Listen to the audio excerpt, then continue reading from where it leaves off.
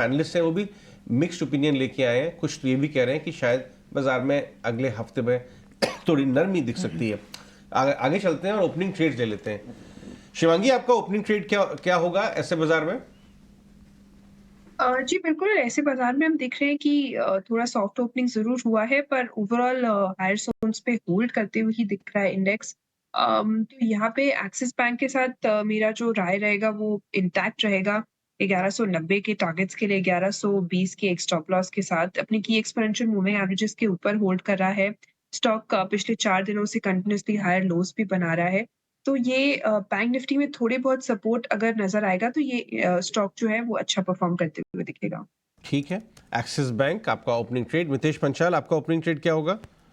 Adani group से Adani port बहुत ही स्ट्रांग लग रहा है मुझे। 2 या 3 दिन के हल्के करेक्शन और कंसोलिडेशन के बाद ये स्ट्रांग ब्रेकआउट देगा। 1164 के ऊपर स्टॉक चल रहा है। 1140 के स्टॉप लॉस से लेना है। अरे जी, 1 या 2 दिन में इसके जो टारगेट्स है 1180 और 1200 आ सकते हैं। तो हमें लग रहा है कि अदानी पोर्ट्स में अगले 1 से 2 दिन में एक बहुत ही स्ट्रांग अपसाइड आएगी। Okay, Adani port opening trade. Soni Patnaik, आपका ओपनिंग ट्रेड क्या होगा? ये मेरा ओपनिंग ट्रेड आज हिंद पेट्रो में रहेगा। नजर आ रहा है कि आज 440 का एक रेजिस्टेंस ब्रेक कर सकता है। सो हिंद पेट्रो में आप 423 स्टॉप लॉस के साथ एंटर कर सकते हैं। 440 के ऊपर जैसे क्रॉस होता है तो वो 450 460 के रेंज में टेस्ट करेगा। सो 460 का एक अल्टीमेट टारगेट। बिल्कुल 3% ऊपर की तरफ बढ़ता हुआ। कुश, आपका ओपनिंग ट्रेड? अच्छा, यहाँ पे JWL जुपिटर वैगन्स लिमिटेड, इस स्टॉक में एक ब्रेकआउट देखने मिला था फ्राइडे को। आज फॉलो थ्रू भी है, तो मेरे हिसाब से यहाँ पे एक पॉजिटिव व्यू बना के चले। 365 एंड 380 के दो पोजिशनल टारगेट्स हैं, and on the down side जो 340 का लेवल था जिसके ऊपर का ब्रेकआउट आया है वो as a stop loss act करेगा। तो जुपिटर वैगन्स JWL ये रहेगा मेरा आज का ओपनिंग पिक। गौरांग, फंडामेंटल्स के बुनियाद पे आपके रेडार में कौन से स्टॉक्स हैं इस समय? एक दो स्टॉक्स अगर आप बताएं, टॉप स्टॉक्स। तो अजय, रक्षा क्षेत्र काफी अच्छा लगता है हमें और काफी लंबे समय अच्छा लग रहा है। ठीक है, पिछले साल मेरे ख्याल से अगस्त सितंबर के आसपास कुछ म्यूचुअल फंड्स की या बड़े निवेशकों की बिकवाली आई, इसलिए करेक्शन हुआ। लेकिन उस समय से लेकर के आज तक की अगर आप वास्तविकता देख ले तो उस तरह से भी मेरे ख्याल से कम 15 या 20% ऊपर आए हैं। चलते रहेंगे आने वाले समय। लॉन्ग दो शॉट कंपनियां जो मुझे अच्छी लगती है, सरकारी कंपनियां। मितेश, आपके ट्रेड्स जो हैं जो आप पंच कर रहे हैं वो पूरे देश सुन रहा है, क्योंकि आपने म्यूट नहीं किया हुआ है। तो आप कृपया म्यूट कर दें, उसके बाद हम आपके ट्रेड डिस्कस कर लेते हैं। गौरांग, बताइए, अपनी बात फिनिश करें। It's rather unfortunate. तो BEL भारत इलेक्ट्रॉनिक्स लिमिटेड और BHEL Bharat heavy engineering limited, ये दो मेरे ख्याल से विकल्प है। ये मैं बुनियादी तर्क के आधार पर राय दे रहा हूँ और दरखास्त या फिर विनती इतनी होगी खाली आपके निवेशकों की, अगर आप निवेश करने का मन बनाते हैं तो आपको बेहतरीन मुनाफा कमाने के लिए 1.5-2 साल का नजरिया रखे, अगर हो सके तो थोड़ा बहुत ज्यादा। मेरे ख्याल से अजय, जिस प्रकार की, और सिर्फ यही नहीं, बाकी अन्य जो डिफेंस की कंपनियां हैं वो भी अच्छी लगती है। पावर जनरेशन अच्छा लगता है और रेलवे से जुड़ी हुई कंपनियां जो 2024-25 के लिए, अगर आपने पूछा नहीं है प्रश्न अजय, लेकिन मैं ये बताना चाहूंगा 18 हाउस स्वदेश के दर्शकों के, defence sector, power generation and railways, ये मेरे ख्याल से काफी चर्चा में रहेंगे। ऑटो और इलेक्ट्रा, इन दोनों की बात, इलेक्ट्रा की बात कर रहे थे गौरांग, अभी लेके आइए चार्ट्स पे। JBM ऑटो भी पिछले हफ्ते 89 पे था और इनको भी बड़ा ऑर्डर मिला है। ये सारे EV बसेस वाली कंपनियां बज कर रही हैं, इनके चार्ट चेक कर लेते हैं। सोनी पटनायक, JBM ऑटो और इलेक्ट्रा के चार्ट्स में मजबूती कहां पे है? अजय जी, यहाँ पे अगर हम देखेंगे तो JBM ऑटो में स्ट्रेंथ अच्छा है, एक कंसोलिडेट कर रहा है। ब्रेकआउट दिया था उसने 3-4 दिन पहले, ब्रेकआउट का लेवल था 1620 1625 के रेंज में। सो अभी भी वो लेवल को काफी अच्छे से डिफेंड कर रहा है और यहाँ पे जो है एक 1800 का एक एक इमीडिएट बेसिस पे रेजिस्टेंस बन रहा, सॉरी टारगेट बन रहा है। सो यहाँ से आप एंटर कर सकते हैं टुवर्ड्स, जितना भी आपको डिप मिले टुवर्ड्स 1640 के आसपास भी आप एंटर करते जाइए, एक्यूमुलेट कीजिए इसको। एक पोजिशनल प्ले के लिए 1600 का एक अच्छा सपोर्ट स्टॉप लॉस प्लेस कीजिए और 1800 एक पोजिशनल टारगेट के लिए इसको होल्ड कीजिए। ठीक है। इनफैक्ट ये जो छोटे टेक्सटाइल स्टॉक्स हैं, ट्राइडेंट, आलोक टेक्सटाइल, अब तो रिलायंस जैसी कंपनी बन गई है, उनके भी स्टॉक्स, इन दोनों स्टॉक्स में भी काफ़ी अच्छा अपमूव दिख रहा है। कुछ जरा चार्ट चेक करके बताएंगे। इनफैक्ट आलोक फ्राइडे को भी सर्किट पे था। तो अजय देखिए, दोनों ही स्टॉक्स ओवरहीटिंग टेरिटरी में ऑलरेडी पहुंच चुके हैं। बहुत शार्प रनअप आया है। अगर हम देखें तो मोर देन 50% का जंप है इन आलोक इंडस्ट्रीज। 21 के आसपास हुआ करता था 4 से 5 सेशन पहले। Similar move on Trident. तो आई थिंक अब यहाँ पे ट्रेलिंग स्टॉप लॉस के साथ इसे होल्ड करने का समय आ गया है। फ्रेश एंट्री ना करें। ट्रेलिंग स्टॉप लॉस भी इसीलिए कि अगर जो ये मोमेंटम है इन स्टॉक को और ऊपर लेके चला जाए तो रैली जो है वो मिस आउट ना हो। That's the only way to play these. Fresh entry बिल्कुल यहाँ पे वारंटेड नहीं है। ओवर स्ट्रेच हो चुके हैं। बस ट्रेलिंग स्टॉप लॉस के साथ इन दोनों स्टॉक्स में बने रहें। As the stock moves higher, अपना स्टॉप लॉस जो है उसे और ट्रेल करते रहें। बट अदरवाइज यहाँ पे और कोई प्ले फिलहाल नहीं नजर आता हूँ। गौरांग, ये देखिए, डीएलएफ ने अभी खबर आ रही है कि डीएलएफ प्रिवाना साउथ, एक इनका डीएलएफ का ऑब्वियसली एनसीआर में प्रोजेक्ट है, 7,500 करोड़ का इन्वेंट्री बिका है। एवरेज टिकट साइज 7 करोड़ रुपए का एक फ्लैट है। और जो खबर हमें मिल रही है, मेजॉरिटी बायर जो है एनआरआईज हैं। क्या ज़बरदस्त वॉल्यूम दिख रहा है। ये जो लग्जरी रियल एस्टेट है, इधर यहाँ ओबरॉय भी बोल रहा है कि 4 से 5 बेडरूम वालों की इन्वेंट्री हमारी खत्म हो चुकी है। ये लग्जरी रियल एस्टेट का जो वॉल्यूम अगर हमें प्ले करना है तो कौन सा टॉप बेट होगा आपके हिसाब से? डीएलएफ ले या कुछ और? तो अजय, मेरे ख्याल से ये दोबारा ऐसा हुआ है कि एनसीआर क्षेत्र में ये सेकेंड टाइम है, आपने सही याद है। अभी 6 महीने पहले भी एक प्रोजेक्ट ऐसे ही लाइन लगा के लोगों ने माल खरीदा था। आप सही कह रहे हैं। तो फिर से वो जो गेंद है स्टेडियम के बाहर मार दी है डीएलएफ में। और मैं ये बोलता हूँ अजय कि अगर 7-7 करोड़ के घर इतनी आसानी से बिक रहे हैं तो नकदी की चिंता किसको है हमारे देश में? और वो भी ऐसे समय में जहां पर थोड़ा बहुत प्रश्न चिन्ह लग रहा था वगैरह वगैरह। आपका जो प्रश्न है उसका उत्तर देने से पहले एक चीज सिर्फ सावधान करने की ये बताना चाहूंगा आपके दर्शकों के, रियल एस्टेट सेक्टर में बहुत सारा अनुशासन आया है। बहुत सारी नीतियों में बदलाव हुआ है, जैसे रेरा आया है, रियल एस्टेट रेगुलेशन एक्ट वगैरह। लेकिन फिर भी ये एक हाई बीटा सेक्टर है। अच्छे बाजार में आपको बेहतरीन रुझान देखता हुआ नजर आएगा रियल एस्टेट क्षेत्र। और अगर बाजार मुनाफा वसूली की चपेट में आता है तो सबसे पहले धराशायी यही क्षेत्र होगा। तो थोड़ा जोखिम झेलने की क्षमता ऊपर के तरफ रखें, और अगर वो है आपके पास तो मेरे ख्याल से प्रेस्टीज एस्टेट्स, डीएलएफ जिसका हम अभी बातचीत कर रहे थे, जिक्र कर रहे थे, और एक और कंपनी गोदरेज प्रॉपर्टीज, जहां पर मुंबई में भी अगर आप देखने जाए अजय तो मुंबई में भी मेरे ख्याल से क्लस्टर रीडेवलपमेंट और पुरानी हाउसिंग सोसाइटीज जहां पर 6-6, 7-7, 10-10 बिल्डिंगें हुआ करती थी वो रीडेवलपमेंट में गई है। और यहाँ पर भी अगर आप देखने जाए तो जिस प्रकार के भाव है, मुझे नहीं लग रहा है कि किसी प्रकार की मुश्किल ही होगी इन्वेंट्रीज को बेचने। बिल्कुल सही, जानते ही हैं हम दोनों पड़ोसी भी, हम लोग आसपास ही रहते हैं। हम लोग के चारों तरफ माटुंगा, सायन, वहाँ जबरदस्त रीडेवलपमेंट हो रहा, प्रीमियम रियल एस्टेट, पूरा माल बिक जाता है। ये तो सही कह रहे हैं आप। शिवांगी की तरफ मैं जाना चाहूंगा। शिवांगी, सुला विनयार्ड्स 11% फ्राइडे को और आज अनदर 15%। आपका टारगेट तो मीट हो गया। बहुत बढ़िया आपने कॉल दिया है। आप सुला के बारे में बताना चाहेंगे, एक बार अपडेट करेंगे? क्या ऊपर का टारगेट लेके चले या स्टॉप लॉस कहाँ लगा के, ट्रेल कहाँ से करें? 13% से ज्यादा अपमूव देखने को मिला है एंड ये हमारा प्रेफर्ड पिक रहा था। बड़े ही लंबे कंसोलिडेशन के बाद निकला है, तो यहाँ पे एक अच्छी स्टीम बनते हुए दिखी है। जिस तरह से वॉल्यूम्स इंक्रीज हो रहे हैं, ये एकदम नजर आ रहा है कि नेक्स्ट लेवल्स के लिए हम राइट कर सकते हैं, अपना जो स्टॉप लॉसेस है वो ट्रेल कर सकते हैं। 650 के लिए नेक्स्ट टारगेट्स बनते हुए दिख रहा है। 610 के एक स्टॉप लॉस को हम ट्रेल करते हुए आगे बढ़े।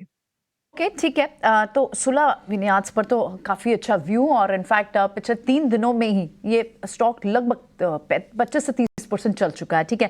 लेकिन बैंक्स में थोड़ी रिकवरी आ रही है, और ये बैंक्स में रिकवरी एक्सिस बैंक से है। एक्सिस बैंक, आई थिंक आज शिवांगी का कॉल भी था, एसबीआई से है। एसबीआई भी आज इनफैक्ट हमारे एक्सपर्ट्स ने रिकमेंड किया था, तो वहाँ से आपको रिकवरी दिख रही है। और ICICI बैंक भी, तो लार्ज कैप्स में ICICI बैंक और SBI।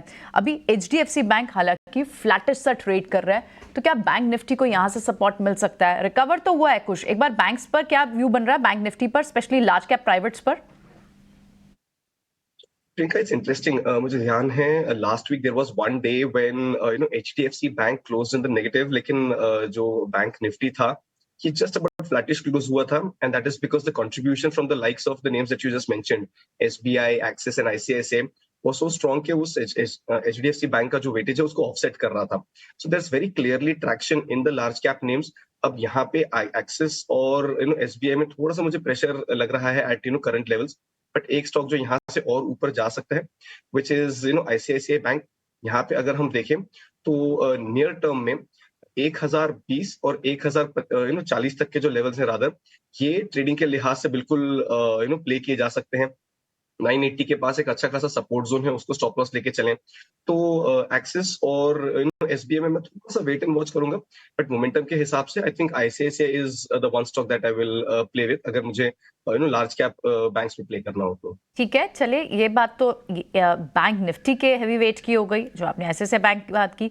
एक बार निफ्टी के हैवी वेट की भी बात कर लेते हैं, जो इस वक्त 1% के करीब पॉजिटिव है, वो है रिलायंस इंडस्ट्रीज. और पिछले कुछ मिनटों में आप देखें तो इसमें तेजी बढ़ी है. क्या रिलायंस इंडस्ट्रीज आज थोड़ी हेवी लिफ्टिंग कर सकता है?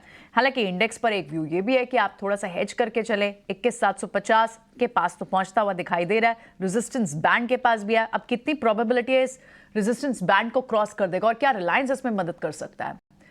सोनी, रिलायंस पर बताएं व्यू. डेफिनेटली प्रियंका जी, यहाँ पे इनफैक्ट रिलायंस अच्छा सपोर्ट कर सकता है निफ्टी को. और अगर हम देखेंगे 2640 का जो रेजिस्टेंस है वो काफी टाइम से वो टेस्ट कर रहा है, बट नीचे की साइड में भी वो ज्यादा तोड़ नहीं रहा है. आई थिंक अराउंड 2550, 2580, 2570 का एक अच्छा सपोर्ट बना के कंसोलिडेट कर रहा है. तो द मोमेंट जब रिलायंस 2640 के ऊपर निकालेगा, वहां पे बहुत ही अच्छा आपको एक शॉर्ट कवरिंग रैली नजर आएगी, जहां पर आप रिलायंस को 2700 की तरफ भी देख सकता है. सो आउट परफॉर्म कर सकता है, सपोर्ट करेगा निफ्टी को यहाँ पे. एटलीस्ट जब तक कंसोलिडेट होता है तब तक रिलायंस ये रेजिस्टेंस को ब्रेक करने के लिए काफी अच्छे से तैयार है. सो करंट लेवल पे भी आप एंटर कर सकते हैं. 2580 स्टॉप लॉस, 2700 टारगेट. ठीक है, आज ऑयल मार्केटिंग पर जब आप सवाल पूछ रहे थे तो ONGC पर ट्रेड दिया सोनी ने, उनका वो ट्रेड अच्छा चल रहा है. इनफैक्ट टॉप काउंटर्स में इस वक्त तो ONGC का काउंटर भी ट्रेड कर रहा है. जबरदस्त. इवन सोनी पटनायक का HPCL का जो ट्रेड था, हाँ, वो भी वो अच्छा. काफ़ी बढ़िया प्ले आउट होता हुआ नजर आ रहा है. कुछ और स्टॉक्स के बारे में बात कर लेते हैं. हमने आपको सुबह पाइप कंपनीज पर नज़र रखने के लिए बोला था. मन इंडस्ट्रीज और हाईटेक पाइप्स दोनों 3-4% आपको इस समय ऊपर नज़र आ रहे हैं. इवन फिनिक्स भी 2-2.5% इस समय ऊपर आपको नज़र आ रहा है.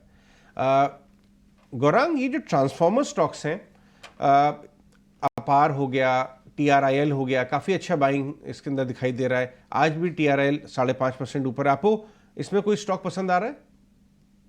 एक कारण इस क्षेत्र को पसंद करने का ये भी है अजय, क्योंकि मैंने ऊर्जा क्षेत्र की बात की, ऊर्जा उत्पादन, पावर जनरेशन. और इस ऊर्जा उत्पादन क्षेत्र में मैं दो और एंसिलरी काउंटर डिपेंडेंट क्षेत्र है, वो है ऊर्जा वितरीकरण, that is power transmission and distribution, और ऊर्जा उपकरण यानी कि ट्रांसफॉर्मर्स वगैरह, पावर ट्रांसफॉर्मर्स वगैरह. तो एक तो ट्रांसमिशन डिस्ट्रीब्यूशन में पावर ग्रिड पसंद आता है. और अगर मेरी याददाश्त सही है तो अजय, शायद आपके पास डेटा होगा, पिछले साल 2023 में 3 डिविडेंड दिए इस कंपनी ने, पावर ग्रिड ने, मिला करके करीबन 14 या 15 रुपए के आसपास जी, और बोनस भी दिया था. और ये सब होने के बावजूद आज सर्वोच्चम ऊंचाई के आसपास खड़ा है, 240 के पार. और बहुत बड़ी इनकी नेटवर्किंग है, grid networking, inter regional and inter state उपलब्ध कराती हैं ये.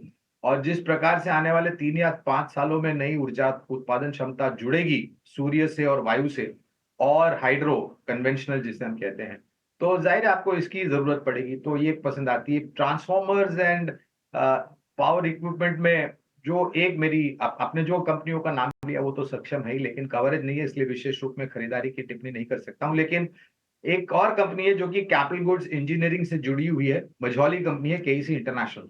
मेरे ख्याल से 650 के आसपास भाव होगा. पिछली बारी जब मेरी नजर पड़ी थी, मुझे ठीक से याद नहीं है. 600 के पार। तो 610 के आसपास ये है। ये कंपनी रेलवे में भी काम करती है, पावर ट्रांसमिशन डिस्ट्रीब्यूशन में भी काम करती है, इंजीनियरिंग कॉम्प्लेक्स टर्न की प्रोजेक्ट्स भी बनाती है। और अब मुझे लग रहा है कि ये सब कंपनियों पर आपको ध्यान देना चाहिए, बशर्ते कि आपका नजरिया लंबी अवधि का हो। ठीक, श्योर। ये कुछ ऊर्जा की बात चली रही है तो सुजलॉन को भी एक पर लाना जरूरी है, आइनॉक्स विंड, आइनॉक्स ग्रीन को भी देखना जरूरी है। बहुत बढ़िया अपमूव हमने दोनों में इन दोनों पॉकेट्स में देखा। शिवांगी, 40 रुपए पे सुजलॉन मुनाफा वसूल करने वाला कैंडिडेट बन गया है या अभी भी ले सकते हैं? ये जो व्यू है प्योरली टेक्निकल रहेगा, जी। बट स्टॉक जो है इसमें एक अच्छा रैली देखने को मिला है, एक अच्छा रिकवरी जो है स्टॉक ने दिखाया 33 के आसपास से। तो बिल्कुल यहाँ पे जो है ट्रेल कर सकते हैं हम। नेक्स्ट हम एक्सपेक्ट कर सकते हैं राउंड अबाउट 42-43 के लेवल। थोड़ी अनवाइंडिंग दिखाई दे रही है बीओबी में। लेके आइए डॉक्टर साहब इंट्राडे बैंक ऑफ बड़ौदा का। ये देखिए डेज लो की तरफ जा रहा है। ये नीचे में कहाँ तक कमजोर होता है वो नजर आता है, और अगर आप इसको ट्रेड करेंगे बाय के लिए तो किस लेवल से पहले नहीं लेना चाहिए? मितेश?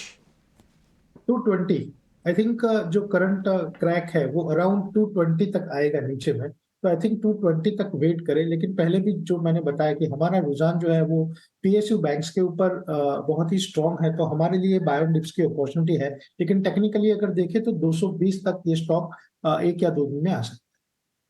लेने का रुझान बनाए, नीचे में ऐड करिए बीओबी। कुछ HDFC bank second day in row कमजोर है। फ्राइडे को भी डेज लो के करीब बंद हुआ था, आज भी मतलब प्रेशर ही दिखाई दे रहा है। ये इसमें एंट्री किस भाव पे करनी चाहिए? अच्छा, अगर पोजिशनल व्यू है तो बिल्कुल इसी लेवल के आसपास एंट्री कर सकते हैं। देखिए रीजन ये है कि पिछले 4 सेशंस का जो इसका लो बना है वो इसके 20 डे मूविंग एवरेज के पास ही बना है, which is actually close to 1670 1673 to be precise, which means flat ही सही, कंसोलिडेशन ही सही, स्टॉक अपने जो टेक्निकल लेवल्स हैं उनको बहुत बखूबी रिस्पेक्ट कर रहा है। तो यहाँ पे एंट्री करना will not be a bad idea. और हम इसको भी अगर पर्सपेक्टिव में रखें तो 1450 से जो इतनी अच्छी रैली चली थी, that was practically a one way rally all the way to 1720 levels. तो ये कंसोलिडेशन जो है ये हेल्दी है स्टॉक के लिए। इन्हीं लेवल्स पे एंट्री करना it's not a bad idea, specially अगर एक पोजिशनल व्यू है तो ट्रेडिंग के लिहाज से ले रहे हो तब भी यहाँ पे एंटर कर सकते हैं। बस क्वांटिटीज थोड़ी सी यहाँ पे कम रखें, क्योंकि फॉर वट एवर रीजन अगर इस नियर टर्म सपोर्ट को ब्रेक करता है तो यहाँ से 25-30 पॉइंट की जो फॉल है वो और एक्सेलरेट हो सकती है। सो अगर पोजिशनली लेना चाहें यहाँ ऐड करें। जो हमारे लिए पोजिशनल स्टॉप लॉस रहेगा यहाँ पे वो 1610 का रहेगा।